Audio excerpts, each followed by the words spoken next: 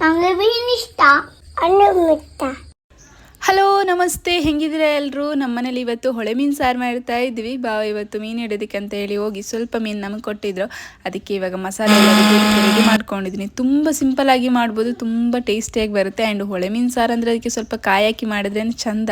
ನೋಡಿ ಈ ಥರ ನೈಸಾಗಿ ರುಬ್ಕೊಂಡು ಅದಕ್ಕೆ ಎಷ್ಟು ನೀರು ಬೇಕಷ್ಟು ನೀರು ಹಾಕ್ಕೊಂಡು ಚೆನ್ನಾಗಿ ಕುದಿಯೋದಕ್ಕೆ ಇಡ್ತೀನಿ. ಆ್ಯಂಡ್ ಇದಕ್ಕೆ ಉಪ್ಪು, ಅರಶಿನ ಪುಡಿ, ಹಾಗೆ ಹಸಿಮೆಣಸು, ಶುಂಠಿ, ಬೆಳ್ಳುಳ್ಳಿ ಮತ್ತು ನೀರುಳ್ಳಿ ಎಲ್ಲ ಹಾಕಿ ಚೆನ್ನಾಗಿ ಕುದಿಸ್ಕೊಂಡು ನೆಕ್ಸ್ಟ್ ಮೀನನ್ನು ಹಾಕ್ಕೋಬೇಕು. ಆ್ಯಂಡ್ ಇಲ್ಲಿ ನನ್ನ ಮಗ ಮೀನು ಎಷ್ಟಿದೆ ಅಂತ ಹೇಳಿ ಲೆಕ್ಕ ಮಾಡ್ತಿದ್ದಾನೆ. ಲೆಕ್ಕ ಮಾಡಿ ನಾನೇ ಮೀನೆಲ್ಲ ಹಾಕ್ತೀನಿ ಅಂತ ಹೇಳಿ ಅವನೇ ಹೊರಟಿದ್ದಾನೆ. ಆ್ಯಂಡ್ ಇಲ್ಲಿ ನೋಡಿ ನೀರುಳ್ಳಿ, ಬೆಳ್ಳುಳ್ಳಿ ಎಲ್ಲ ಹಾಕ್ಕೊಂಡು ಚೆನ್ನಾಗಿ ಕುದಿಸ್ಕೊಳ್ತಾ ಇದ್ರಿ.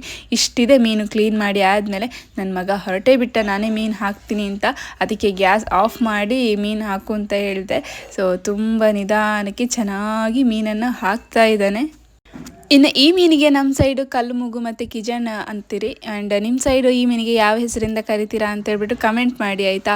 ಮೀನೆಲ್ಲ ಹಾಕಿ ಆದಮೇಲೆ ಸ್ವಲ್ಪ ಹೊತ್ತು ಕುದಿಸ್ಕೊಂಡ್ರೆ ಸಾಕು, ಮೀನು ಸ್ವಲ್ಪ ಬೇಗನೆ ಬೆಂದೋಗ್ಬಿಡುತ್ತೆ. ಇನ್ನು ಲಾಸ್ಟಲ್ಲಿ ಒಂದು ಸ್ವಲ್ಪ ನೀರುಳ್ಳಿ ಒಗ್ಗರಣೆನ ಕೊಟ್ಕೊಂಡ್ರೆ ಮೀನು ಸಾರಂತೂ ತುಂಬಾ ರುಚಿಯಾಗಿರುತ್ತೆ. ಇದಾಗಿತ್ತು ಇವತ್ತಿನ ಮೀನು ಸಾರಿನ ಕತೆ. Thank you for watching.